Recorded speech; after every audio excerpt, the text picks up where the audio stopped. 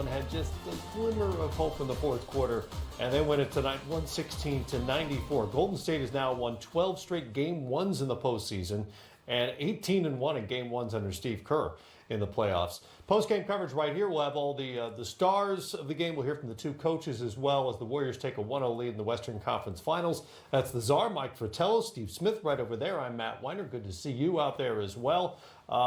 Guys, Portland was trailing virtually the entire game, chasing the Warriors. Damian Lillard hit a deep, deep three. Another bad shooting night for Lillard. We'll get into that as well. Hits a deep, deep three to get them to within 9 at 97-88. Golden State finishes out the game 19-6. It just seems like every time Portland made a little bit of a run to get themselves back in the game, Golden State would find an answer for it, whether it was a steal, an offensive rebound, breakdowns in defense for Portland. I think when they go back and look at this game, I'd be anxious to see what the adjustments are in game number 2 in the Blazers defense. Yeah, Matt, and you talked about that three Damian Lillard hit, and we watched it 97-88, and you're looking to say, well, Portland has a chance. But the breakdown coaches talk about that happened all throughout, especially happened in those type of big-time moments. Cantor wasn't up. Klay Thompson comes off a three, and you can see Jay was behind, and no one there to help. So he runs into Klay Thompson, gives him 3 free throws, which you foul Klay a step is like giving him a 3. And then the breakdowns, like you said, Coach, the turnovers. But I just think you gave Klay and Steph target practice. And sometimes you're going to be off. Sometimes you're going to make shots. Those guys are so good, even contested. But if you keep giving those shooters like that, the two best shooters in the world, open threes, I think they're going to hurt you, especially being at home. They were 22 of 47 as a combination and 12 of 24 from three-point range. Now, here we go, Coach, right here. As you see, Steph Curry, not bad defense on this, but that's how good he is. He makes shots. If you're going to surround him, how about taking one more step and get up into his body, because you give him a little bit of room, and you'll see right here.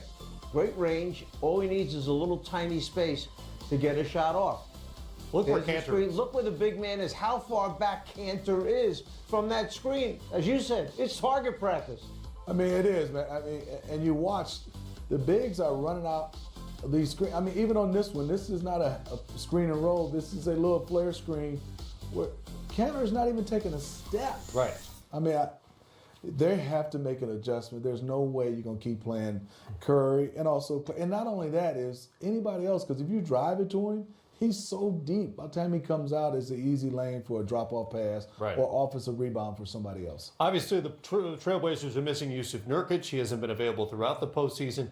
Cantor, to his credit, I feel like in the first 2 rounds has played pretty passable defense, but it hasn't been against pick and roll for the most part. The post defense, he's really strong. He's been pretty effective at holding his ground. This is a little bit of a different animal in terms of the Golden State offense. And it is. And this is where spacing on the three-point shot is totally different from Golden State than the Denver Nuggets. Jamal Murray, Gary Harris shoot the 3-ball excellent. But their handoffs at the line. Steph Curry and Klay, they shoot from way behind the 3. And so you've got to have those guys up. You can't let them get in rhythm. I'd rather see you make them drive it and kick. They have to make an adjustment. I think if we could get and look at the get the playbook for Portland and read how they want to defend that. That last play that we just saw where Cantor was all the way back, you had that little flare screen, as you mentioned, and the guard comes off that. What you're doing is telling the defensive guard, you have no help. Get into him, fight your way over the top of the screen. Right. Because the other adjustment you could make would be, as other teams have done during the playoffs, switch on that. So the big man switches out. But I think what they're afraid of is if Cantor was switching, and watch now, we said how far back. Here comes the screen, here comes the guard around. Look where the big man, Cantor, is laying all the way back. If he were up tight, other teams have played that by switching it. What they're afraid of is that Curry, if he has the ball, is going to dance and go by him, blow by Cantor, and now create a better three-point shot, perhaps for somebody else. And Matt, and if I'm a defensive player and Cantor plays back, and like Coach said, and that's what you want to do, I fight through and get through the screen with you. Right. And then there's another screen. There's a breakdown just because if I keep fighting through with a guy, because you can't have him catch it because he can shoot it so quick and release. But then he runs back off again, another pick. And then he doesn't get it there, and we run back off another one. if you're never going to be up, the defense is going to break down, Coach. And I think that's where Terry Stotts and the Portland Trailblazers, do you have to make a decision? And also, put no pressure on Draymond Green. Right. He is standing there just looking for those guys and pick them apart. Well, and this is not to pick on Cantor, who had 16 rebounds, by the way. He's a great offensive rebounder. He's generally a pretty productive offensive player, but this has come up before in the playoffs. Famously, Billy Donovan, who says he didn't say this, but mouthed or appeared to mouth, can't play Cantor in a pick and roll situation in the playoffs. So is the solution just something schematically? He's got to come up. They've got to fight over that screen. Or is it we're going to see or need to see more of Zach Collins in this series? Well, remember, the other thing is you could go under the screen if you want. He'll basically stop behind the screen and shoot, whether Right. it's Clay or Seth. Or you could trap him as he comes off it with that big man being up. Now, both of you jump the ball, make him a passer, and then have somebody else have to beat you. And now you're scrambling to get back out of that double team to try and get on the board, so only give them one shot at the basket in case they miss. Lot to be determined there. Or, as you just mentioned, you make a decision not to play the guy.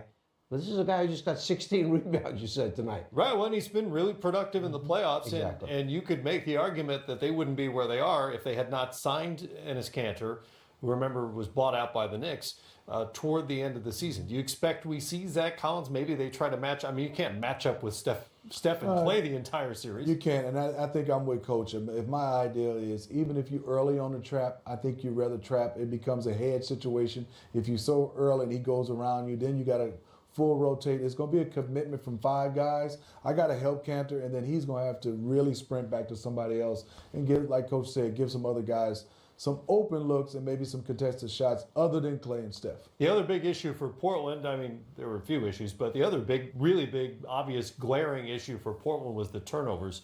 They had a bunch of them to start the game. It persisted. 21 turnovers tonight, led to 31 Golden State points.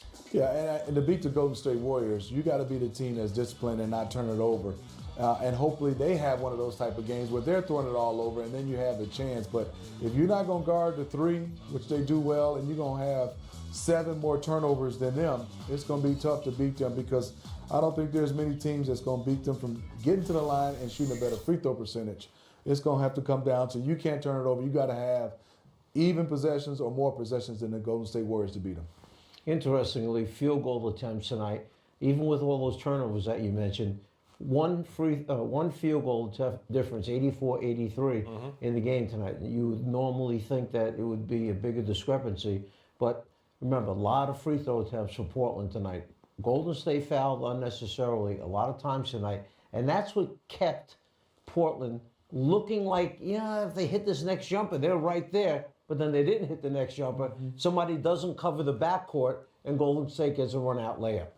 You also got to have, obviously, better production out of Portland's backcourt. Offensively, they tend to go as Lillard and McCollum go.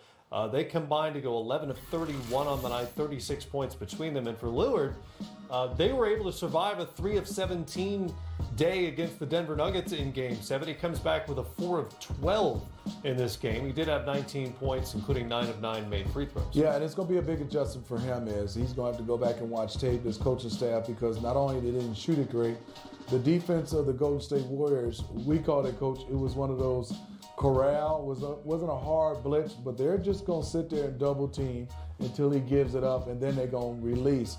And I think that's going to be an adjustment by the Portland Trailblazers. Maybe get him off the basketball, have him running off curls, but give Golden State credit. They made sure they made life tough, especially for Damian Lillard.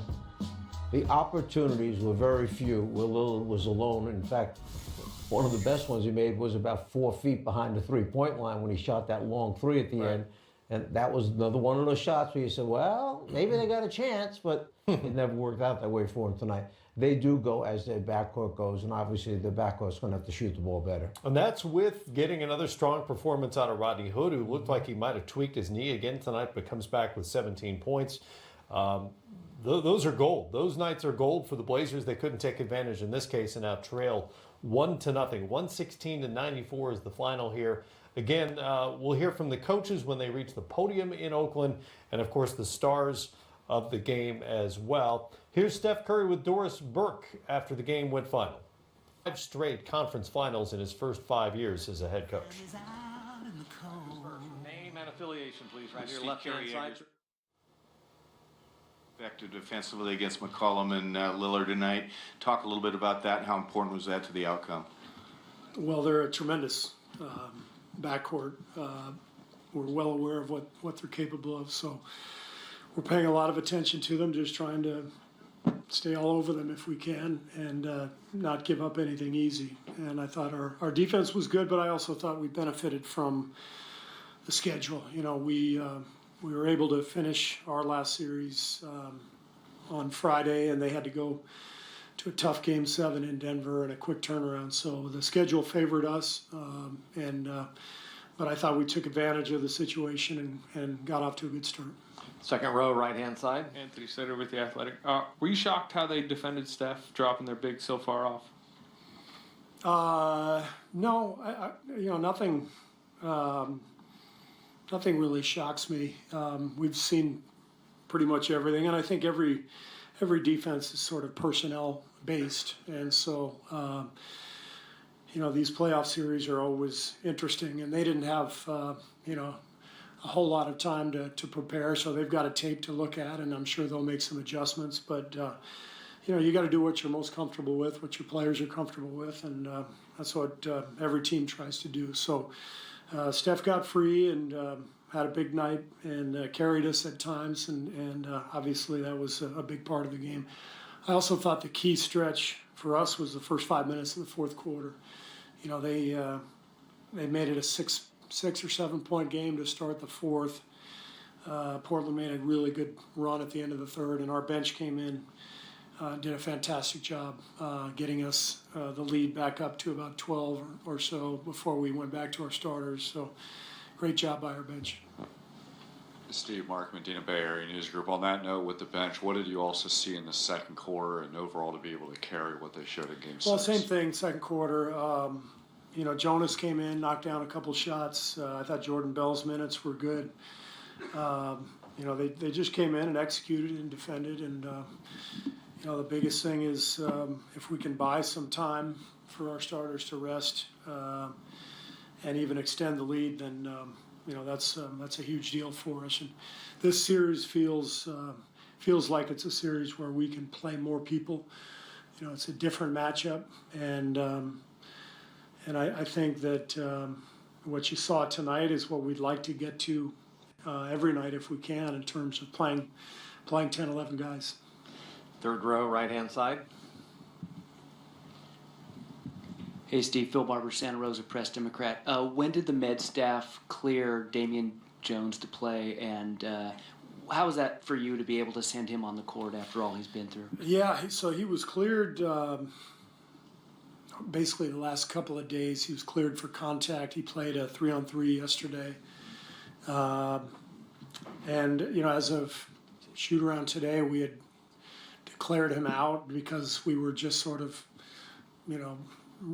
in that routine over the last several months. And, when we got to the stadium, the training staff said, he can go tonight. So we had that extra roster spot because of our injuries and put him out there. So it felt good to put him there the last couple of minutes, to see him do well. He's been working unbelievably hard, and he's such a great kid. And so it's nice to see DJ back out on the floor.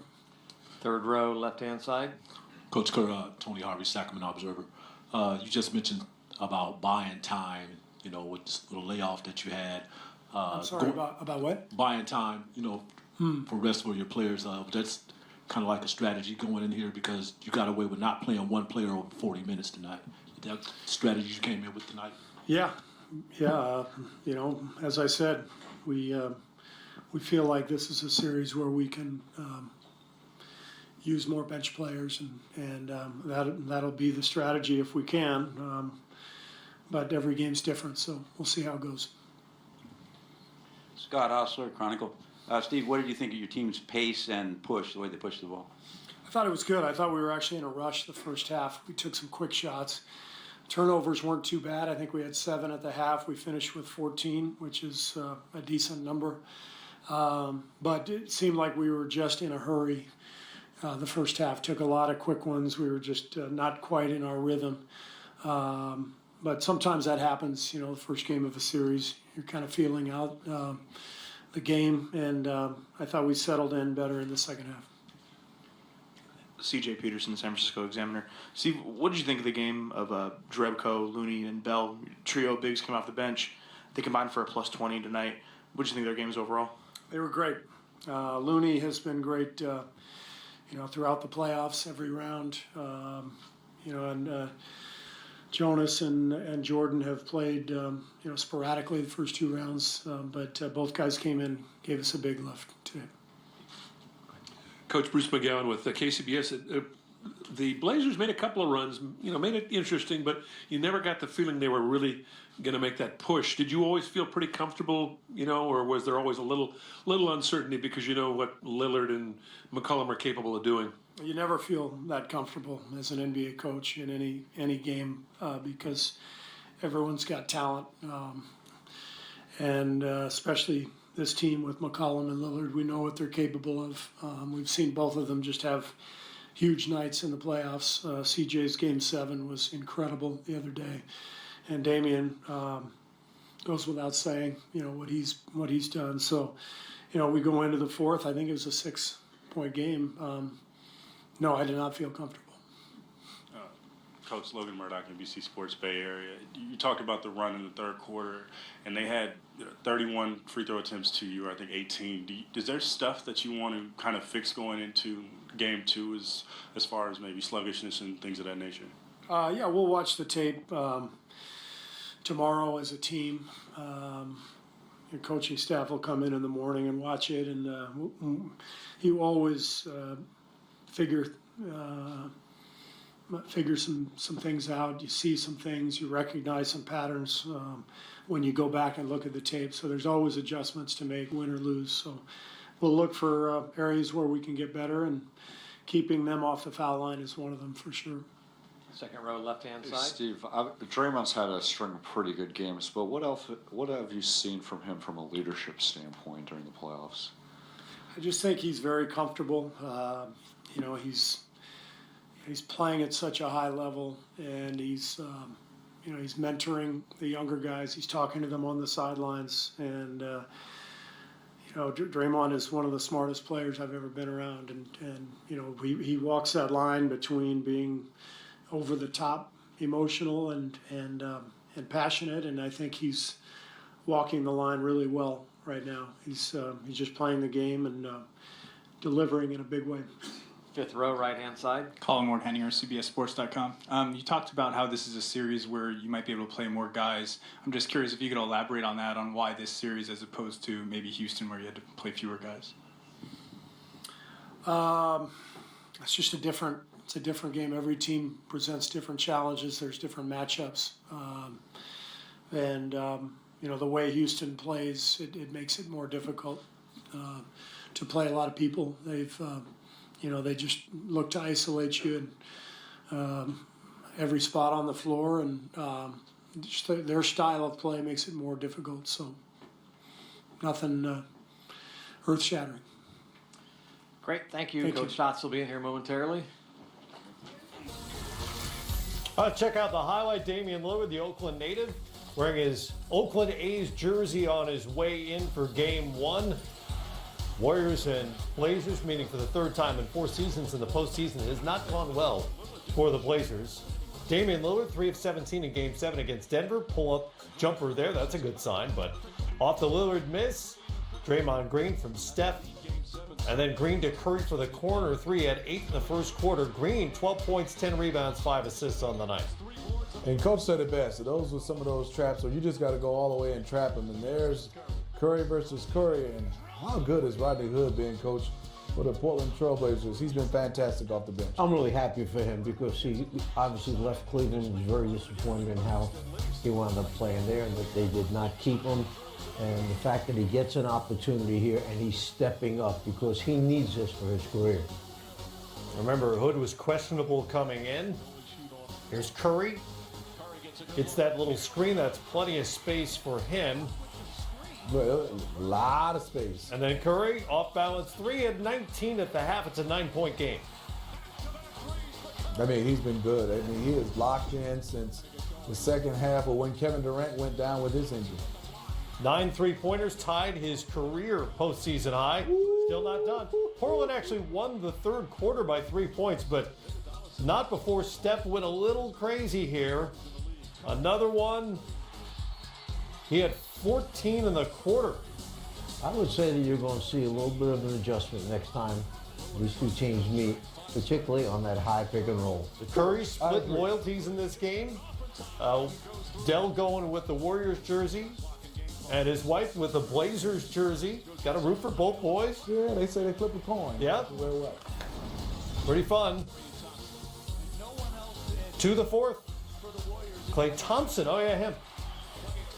He had 26 on the night. CJ McCollum over his shoulder to Dame. This was a deep, deep three. And again, this cut it to 9. There were moments when it looked like the Blazers might have an extended run in them, but Golden State had answers each and every time. Warriors finished the game with the big run, 19-6. And again, they led by as many as 22. They went 116-94. 12th straight Game 1 win in the postseason for them. Portland 36%, the worst shooting percentage they've had all season long. Let's get back out to Oakland, listening with Terry Stotts.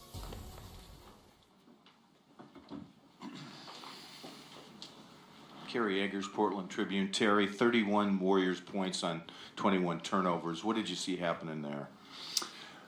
Well, we struggled with turnovers the whole game. Obviously, even more so in the first half. I think we had 13 at half. So, they were aggressive. We made some poor decisions, but I thought they were really aggressive on the ball. They got deflections, and 31. I don't know how many of them were transition, but that was. We never really got on track offensively. We didn't shoot the ball particularly well. We had turnovers. We didn't finish well when we had our offensive rebounds. So. I mean, it was a tough night offensively.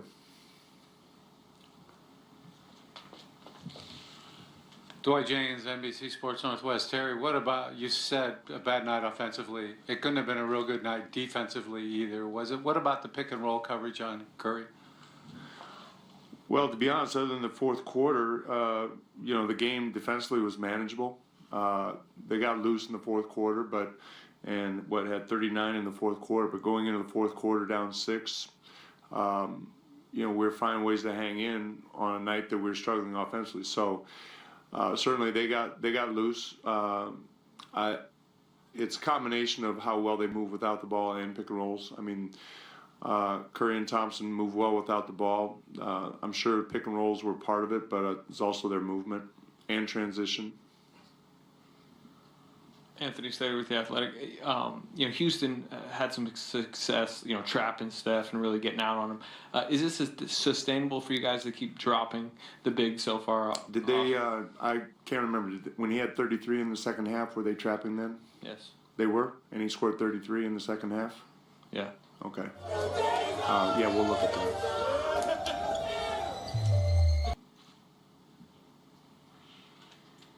Any other questions? Before the game, you had said that obviously NBA players are resilient. How much, though, did you see the effects of Game 7 on Sunday maybe come into play tonight? Oh, it's possible that, having played a tough emotional game 2 nights ago, that could play into it, but I don't think anybody will use that as an excuse. Tim McMahon, ESPN. Terry, what kept you guys from getting going offensively, and how can you change that? Well, we'll look. I know it's cliche, but we'll watch the game film and see what they did. I know they gave Dame a lot of attention. They clogged the paint. We didn't finish the opportunities when we did have them. So when you turn the ball over and don't shoot the ball well and don't finish around the basket well, that's we got to look for other things. But hopefully it's just one game. But that's why it's not a one and done. We got a series. It's one loss. We got to play better, particularly at the offensive end, but, we got to be better at both ends. Coach Bruce McGowan with KCBS Radio San Francisco. You guys, managed to hang in there despite shooting poorly and despite the fact that, your number one and number two guys didn't have great nights. Did that give you a feeling of encouragement that you can hang with these guys? I really did. Each quarter, we felt like it was going to break. Whatever was happening, we were still hanging around, and so we were encouraged by that. And then obviously they broke loose in the fourth quarter. But down six going to the fourth, there were some things to be encouraged about. So we'll bounce back and see what we can do better. All right, thank you. Terry Stotts there will try to make the adjustment for Game 2 on Thursday night. With that, let's bring in Joe Borges, Senior Vice President, Replay and Referee Operations, with us from Secaucus, New Jersey, as always. Joe, we've got one play from tonight's game. Enes Kanter was called for an offensive foul during the first quarter. It looked like Draymond Green was in the restricted area when he drew the foul. Why was this called a charge on Kanter? Well, Matt, you're absolutely right. Green was inside the restricted area. But there's a few situations we have where the restricted area does not apply, and this is one of them. When any play starts inside the lower defensive box, which is below the tip of circle, okay, and out to the 3-foot posted up. So anything below that red line there, which is where Kanter catches the ball. Therefore, Green is allowed to be in the restricted area. So since he was there, he was directly in the path, he allowed him to land, and Kanter went through him. That's what made this an offensive foul. Succinct and clear, Joe. I like it. Short and sweet tonight. All right, Matt, you got it. Joe Borgia with us from Secaucus.